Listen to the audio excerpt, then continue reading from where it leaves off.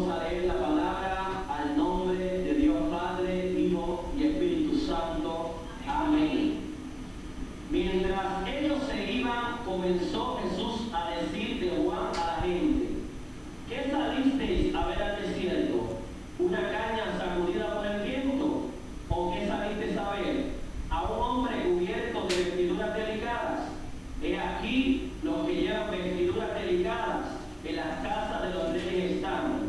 ¿Pero qué saliste a ver? ¿A un profeta? Sí, os digo, y más que profeta. Porque este quien está escrito: he aquí yo envío a mi mensajero delante de tu paz, el cual preparará tu camino delante de ti. De cierto os digo, entre los que nacen de mujer no se ha levantado otro mayor que Juan el Bautista, pero el más pequeño en el reino de los cielos mayor es que él.